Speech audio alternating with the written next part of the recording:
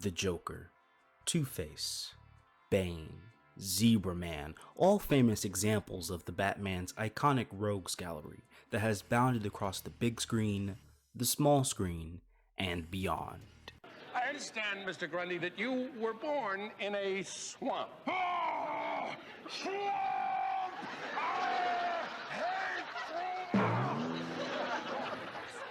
But among them all, there remains one that I feel has only been disrespected, ignored, left to just sit around on the roadside curb.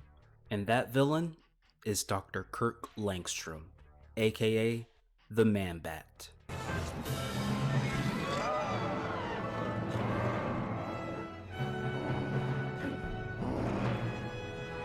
Now, maybe you've heard of him through his iconic debut on Batman the Animated Series, or through the Arkham Knight video game. But the character has existed for 50 years now, and has accumulated quite the history. So, in preparation of this video, I thought that it was only best to read every single Man-Bat comic ever. Well, not so much as every single Man-Bat comic, more like I read all the ones that are important, then kind of skimmed over the ones where he kind of makes like a cameo, and you get the point. I've read a lot of Man-Bat, and I've kind of covered his entire history in DC Comics. And reading over all of it, it became very clear that Man-Bat wasn't just some misunderstood monster, like Solomon Grundy or the Incredible Hulk, as good as those characters are. Instead, he was far more mysterious and deeper, and honestly, more convoluted than I thought he could ever be. So, sit back, relax, and let's dive into the mysteriously magnificent world of the Man-Bat.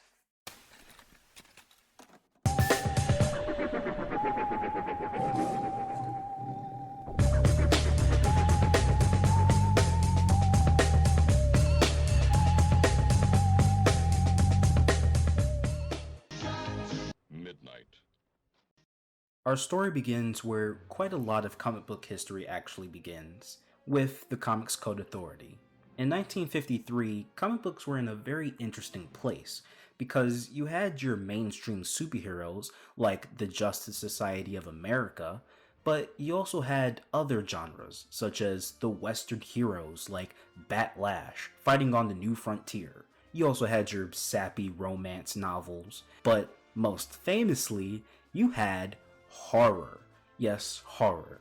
DC did it with their House of Mystery line, Marvel had the Vault of Horror, and pretty much most famously, EC Comics had Tales from the Crypt, each comic book telling some new fantastic tale of monsters, murder, and mayhem. This was somewhat reflected in the heroes as well. While, yes, Batman would fight the occasional thug, he would also fight vampires, mad scientists, and insane serial killers. So, all things considered, things could get pretty dark back then. Sadly, everything went to crap the next year, thanks to one book, Seduction of the Innocent, a book that convinced all of America that comic books are evil because Superman's an immigrant, Batman and Robin are obviously gay. Ha! Gay! And Wonder Woman teaching girls that they can do other things in cooking and cleaning? What? How unorthodox! How unorthodox! Teaching another girl to read isn't one enough. Alright, to be fair, there were some stuff in the Wonder Woman books that might have awakened some things in some people.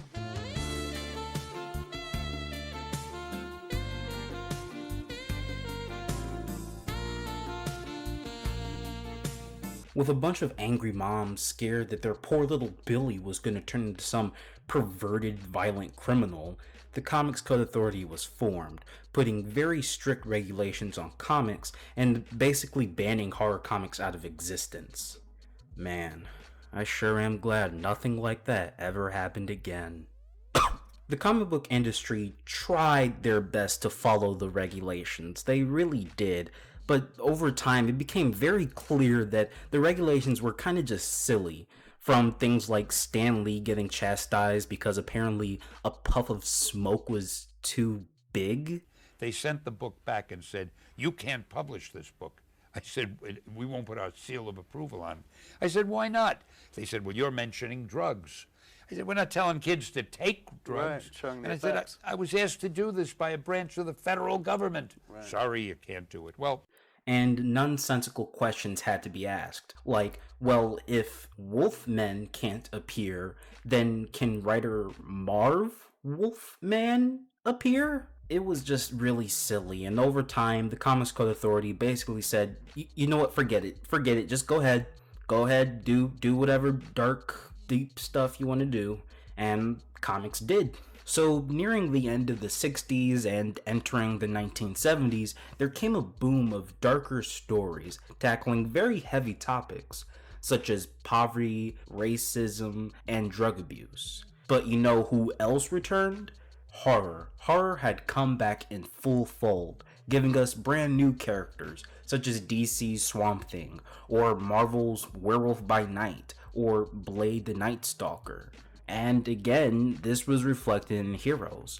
Gone were the days where Batman would fight the Polka Dot Man or Eraserhead Man person thing. I don't know. Now he fought people like Now, am I pronouncing this right? Mr. Raz Al Ghul? Raz. Though father's name was pronounced Raish, not Raz. A common mistake. Raised Al Ghul, the demon's head and leader of the League of Assassins. He also fought people like Killer Croc, the product of systemic oppression that lives now to be a violent criminal boss. Hang him! Shoot him! Hit him with a rock!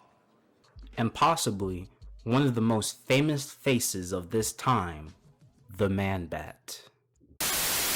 Now, enter the 3 dimensions of Batman and crush 3 times the crime. In Batman Forever, a Catwing Batman uncovers the solution for dropping the crime rate. Artist Neil Adams attributed a couple factors to the creation of Man-Bat. For one, it was hot, and editor Jules Schwartz just wanted to get the heck out of there. But first, they had to create a new idea for their special Detective Comics number 400 issue. And that's how Neil Adams threw out the idea of the Man-Bat. At first, Schwartz just kinda laughed off the idea with the silly name. But then Adams reasoned that if they didn't do it first, Marvel probably would. This was in reference to a small kerfuffle DC and Marvel had been having over the usage of characters like Wonder Woman and Wonder Man, and also Power Girl and Power Man. Weirdly, Adams wouldn't be too far off, since in the 90s, Marvel actually did introduce the character of Batwing, a Spider-Man villain who was rather similar in concept to the Man-Bat. But I digress. With the idea that Marvel might take the name and make a joke out of it, and also the fact that his face was probably melting off, Schwartz gave Adams the go-ahead to just implement the character in their next issue, and implement they did.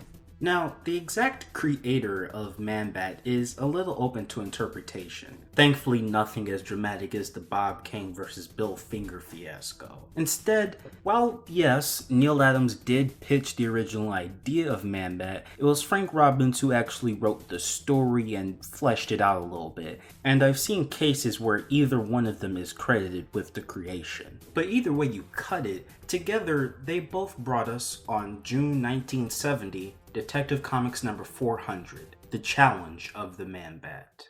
He must be a very brave man. He is a man, isn't he? Robin, I think it's time you heard the full story of my friend Kirk Langstrom. Taking a few shades from The Fly and, strangely enough, Spider-Man, Dr. Kirk Langstrom is given probably one of the most unique backstories of his time. In addition to being a scientist, Kirk is actually just a total fanboy for Batman. Kirk Langstrom, the eminent nocturnal mammal expert, had long been a fan of mine and a supporter for everything the name Batman stood for. At this point in time, Batman didn't really have any rogues who had a deeper emotional connection to him before their transformation into a villain. In fact, Kirk wants to help the Batman by giving him the unnatural abilities that all bats possess. But he wants to be thorough, so he decides to test his treatment on himself, which it goes about as well as you can imagine. Oh! That infernal noise is unbearable! At first, it seems like the experiment was a complete success, with Kirk now being able to hear things he never could and being able to see in the very dark itself. But then, Kirk is horrified to see that his body is undergoing a startling metamorphosis as his skin turns to leather, his teeth growing into fangs, his nails growing into claws, and his ears growing into an inhumane length. Kirk slowly realizes that he's no longer Dr. Langstrom. Now, he is the macabre Man-Bat. It doesn't take long for Batman to meet the Man-Bat, with Bruce kinda just being confused and a bit disturbed by his existence, not being exactly sure on which side of the law he stands. Like I said before, writer Frank Robbins added a lot of elements to the character. For instance, in later stories he would bring about the idea that Langstrom could transform through the moonlight, loud noises, and bat bites, even though he's not a werewolf or vampire.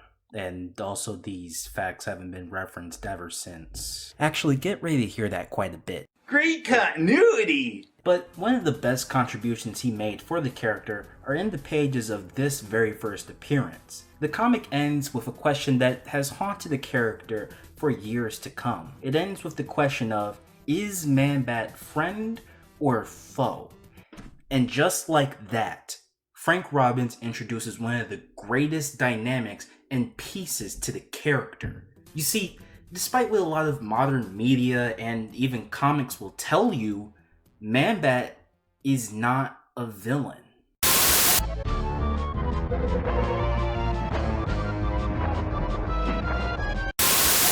In almost all of Kirk's appearances in other media and adaptations, he's portrayed as this wild beast who's out of control and wants to eat people. And then in a lot of comics, he's just shown hanging out with Arkham villains, which is just out of character. The most evil thing Kirk does in these early appearances is maybe just guilt trip his wife into becoming a she-bat. Which, while yeah, that's not cool, it's not evil. Kirk's not like the Marvel's Lizard. He doesn't want to turn everyone into Man-Bats, and he doesn't think that humanity is some disease. He just wants to chill out with his family and be a good person.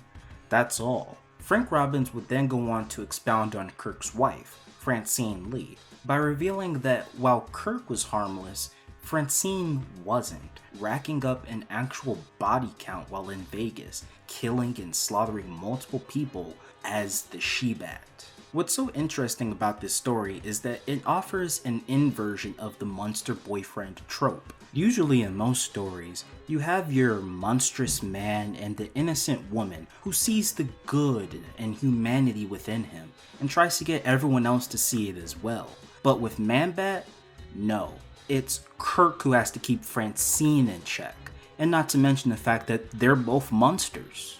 Robbins even added a neat little dynamic between Kirk and Batman, as Kirk starts to become disillusioned with his love for Batman and starts to see him as more of a fraud. While Batman pretends to be this dark boogeyman of the night to strike terror into the hearts of cowardly and superstitious criminals, Man-Bat doesn't have to pretend. Man-Bat actually is a dark creature of the night that can stalk and hunt prey, with all of his advanced senses, his great abilities, and his fearsome face that just instantly strikes terror. Gotcha, Hugh. I gotcha! A lot of people like to say that Batman villains kind of reflect an element of Batman himself. For instance, there's Mr. Freeze and his unwillingness to let go of his Nora, reflecting Batman's unwillingness to let go of his parents' death. In a similar way, Man-Bat sort of reflects Batman's desire to appear as this unholy creature of the night that can strike terror, creating this odd relationship between the two, which would only get even odder once Man-Bat realized that he wanted to be a crime fighter. Long before Huntress or Jason Todd, Man-Bat brought something very different to the table of the Bat family, unlike some other people. I won't take it back. For one, he was an actual grown adult among all these teenagers. 2, he was a monster. 3, Man-Bat would often accept donations from the people he saved, trying to get more money for his family. Sure, he could just ask Bruce Wayne for the money, but Man-Bat wanted to be his own man. He didn't want to just keep on running off to Bruce Wayne and Batman for help. This sense of almost stubborn independence would actually stick with the character for a long time, leading to this story where Man-Bat is trying to collect a reward for stopping a crime, which gets him and Batman captured, causing Batman to call him an ego-mad nightmare, just because Man-Bat was trying to both stop a crime and get the reward money to provide for his family. Now, I want you to remember this story because it's actually going to become very important later. With Frank Robbins and Neil Adams' original story in Detective Comics becoming very well received as fans loved the art and tragic backstory of the Man-Bat, and as well as Kirk becoming a crime fighter, DC decided that there was only one logical next step: to give Man-Bat his own book. The Boy Wonder. The Ultimate Video Collection. The Adventures of Batman and Robin. I pause now to talk to you about Steve Ditko. Ditko is probably best known for his work on the original Spider-Man comics with Stan Lee, but he's also known for his life philosophy of objectivism, a belief that refuses the existence of moral grays and champions the pursuits of one's self-interest. I bring all this up to say, I just think it's really amusing that he would eventually go on to draw for Man-Bat, a morally gray hero whose life is in shambles because he tried to pursue his own self-interest.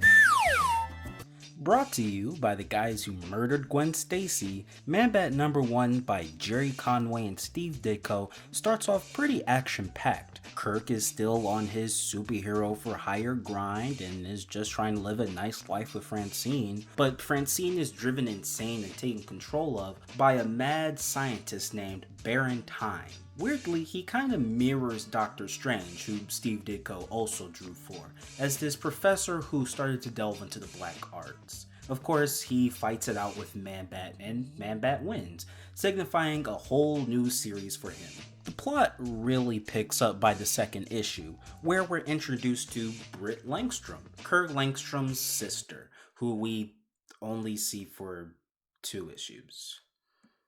Yeah. The real story begins when Kirk finds out about a shadowy organization that, while agrees with the ethics of Batman, thinks that he's not going far enough in dealing with monsters and the paranormal of the world. So they're basically the BPRD from Hellboy, but evil. Evil! Honestly, I really like this idea. It not only presents a new challenge for a Man-Bat that's completely separate from Batman, but it also opens up potential for Kirk to fight alongside other mystical characters or other monsters, like the Creature Commandos or Blue Devil. With the solid writing from legendary Jerry Conway, the visually appealing art, as well as the multi-layered interesting stories given to Kirk, it's a no-brainer that this series ran for a very successful 2. That's easy. 200 is twice 100. Not 200, just 2. 2? The series only ran for 2 issues. In a fan response by Jerry Conway, he would blame the failure of the book on the fact that it just came a little too late. By the late 70s, monster books and horror books were moving out of the public interest, which, yeah, that's true. But DC would not give up on this character. They would not give up on him. So what did they do? They shoved him into the back of the side Batman family book. And what happened to that evil organization that was hunting monsters? I don't know, because writer Bob Rozakis decided to just ignore all that. Yay. The dumb things that Bob Rozakis did to Man-Bat don't stop there, though. I want to ask you a hypothetical question. Man-Bat is a crime fighter, and he's half bat. How do you suspect that he'll hunt crime? A. he'll sniff it out with his enhanced senses.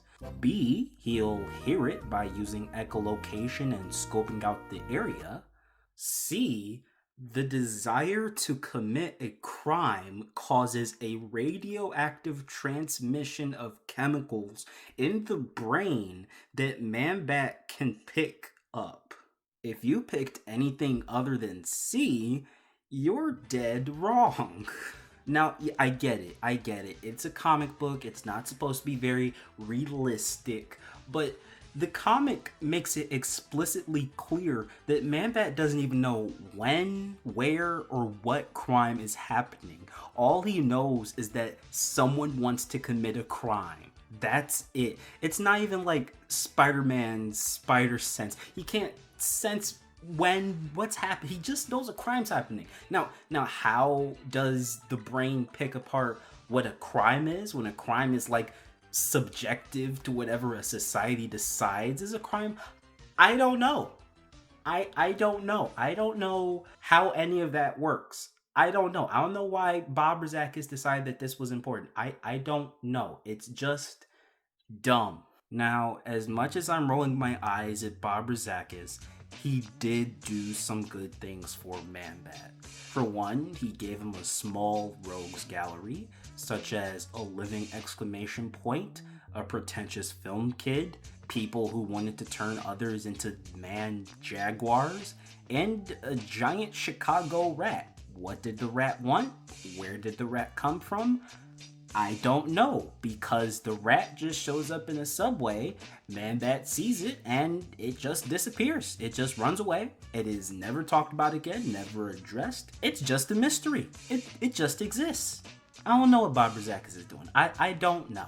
But Rozakis would also expound on some of Kirk's relationships, such as allowing him to have a best friend, Jason Bard. Jason Bard would actually first appear in Detective Comics in the back issues of that, as a private eye. He and Kirk would actually get along really well as private investigators and go solve little mysteries. Another great relationship was that Rozakis offered this weird inversion of Batman and Commissioner Gordon's relationship by making Kirk want to have a connection to the police commissioner, with the commissioner just ignoring him and belittling him because he just saw him as a freak of nature. It's a nice contrast to what Batman and Jim have, and I like it as a reminder of how different Man-Bat is and how much he has to fight for his reputation.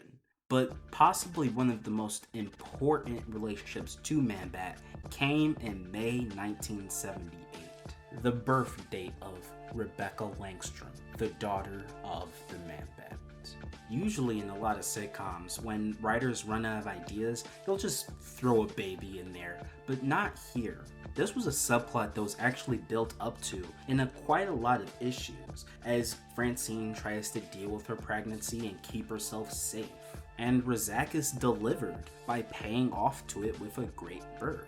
Decades before Superman or Vision, Man-Bat had become one of the very first mainstream heroes to actually have a family. Nowadays, it's so hard for heroes to actually have a change to the status quo, but here's Man-Bat actually doing it, actually having a family for himself. Now, yes, one of the elements of the story is that his daughter might be a demon baby because she was born under the sign of Morgan Le Fay. Where does that go? Nowhere, because it was completely ignored and never picked up again. Thanks, DC. But all in all, I'm fine with it, because with the birth of Rebecca Langstrom, Kirk had finally seen change in his life. And as a father, Kirk was finally allowed to be happy with himself. Until he wasn't. Get ready for serious action. It's Batman at his best, supercharged with power. Remember that story where Batman calls Man-Bat an ego-mad nightmare for really no valid reason? Yeah, that's coming back now. That's gonna come back up now. In a little saga I like to call Batman, he's an asshole. Because of her special hybrid parents, Rebecca was born with a birth defect that gave her super hearing. Now, that sounds cool, except for the fact that now she could just hear about anything, resulting in her not being able to sleep, left only to just cry, cry, and cry in sheer pain, until it builds up to the point where she just goes numb, completely silent, unmoving, unresponsive, all to the horror of her grieving mother, who has to watch as her child, her newborn baby, suffers. Of course, Man-Bat wants to save her. He wants to do something. He doesn't want to feel so powerless. So what does he do? He turns to shady practices. He's heard of a special medicine that can save her. What he doesn't know is that those drugs, they're tainted with poison, and only Batman knows this. So when Batman goes after him, they of course cross paths. Now, does Batman quickly explain this to Kirk before chasing the bad guy who's selling him this crap? No. Instead of just quickly explaining to Kirk the issue, or just ignoring him and going after the criminal, Batman decides that it's best to just beat the crap out of this grieving father in front of his wife. Things seem fine after that once Batman actually does explain what's happening, until things get worse once Batman learns that only half of those drugs were tainted. The other half were completely clean, meaning that Kirk had a 50% chance of saving his daughter. Yes, you can say that that's not very safe, but do you really expect this traumatized father to not want to take any chance whatsoever to save his daughter? If we believe there's even a 1% chance, we have to take it as an absolute certainty.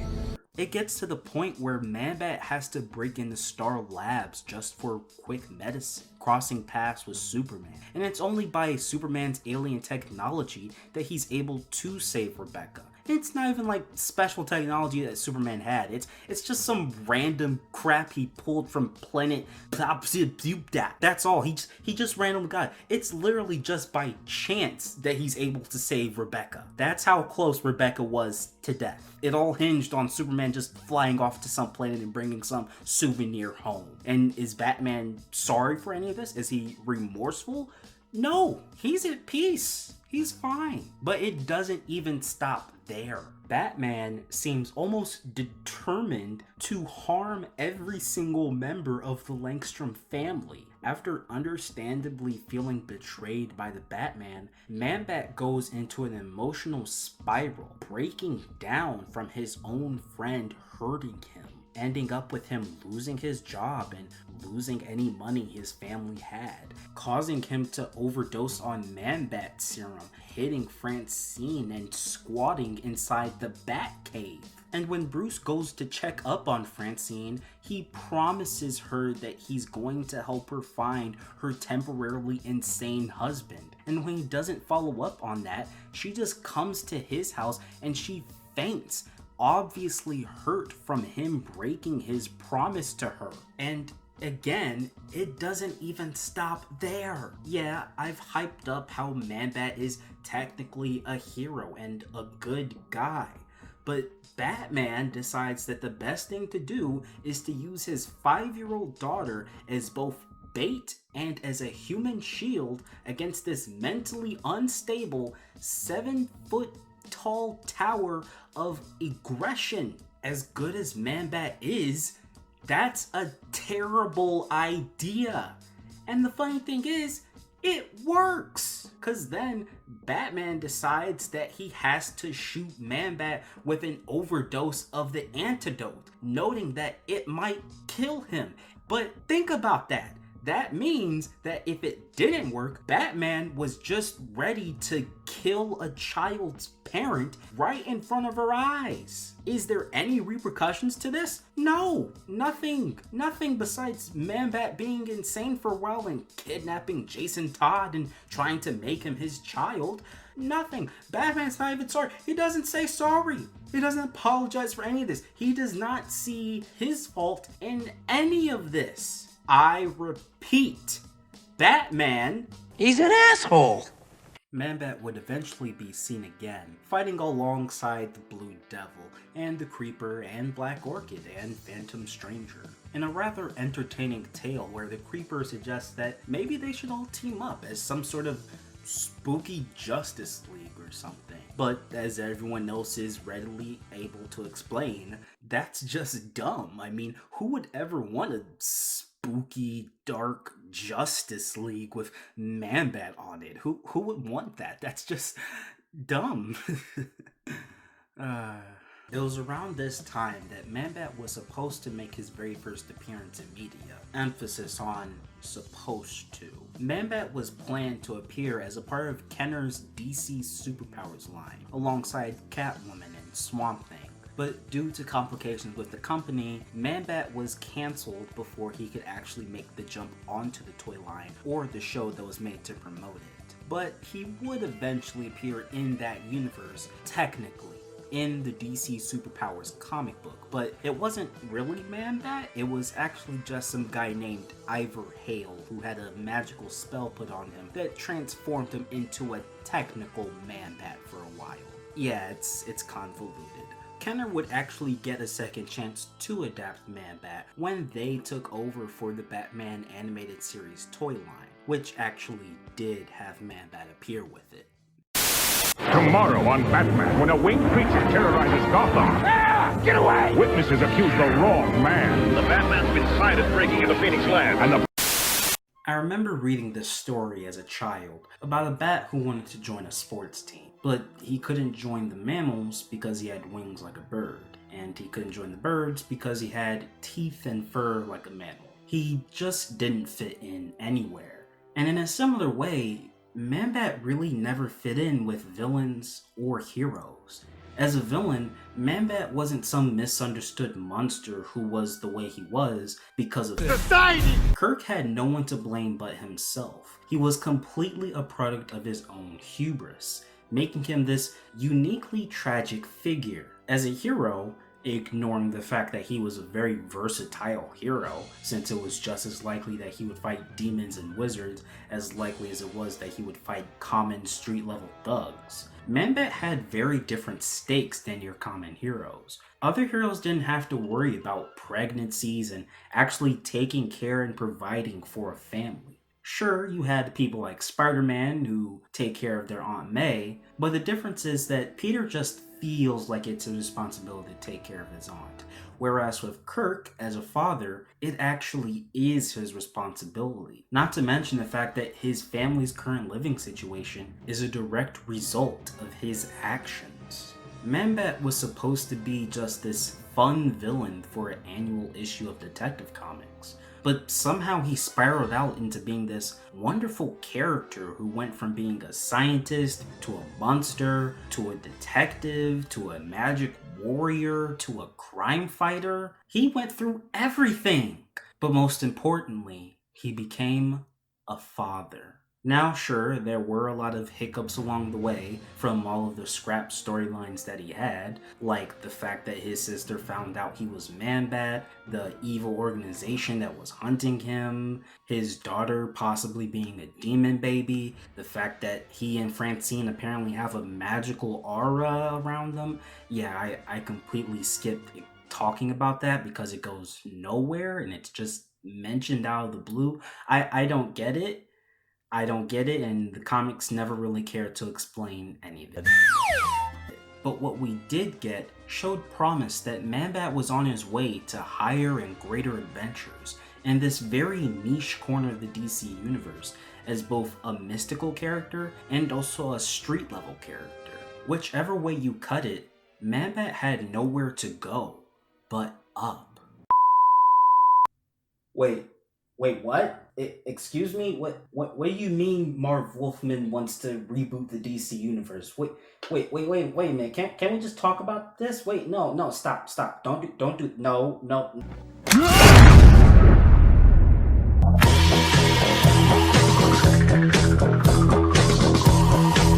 What do they call it? They call it post-crisis. Hey, wait a minute. You're still here? What are you doing here? The video's over. You can leave now. So go on. Leave. Actually, you know what? If you're here, you might as well like the video and maybe comment, subscribe if you really want to see more stuff like this, and share it with everyone you know. But that's just my suggestion. That's just my suggestion. Now go on, leave. This cliched and overused homage to Ferris Bueller is over now. Yes. I got you! No, I got you. A Joel Schumacher film. Batman and Robin. Rated PG-13. Now playing at a theater near you.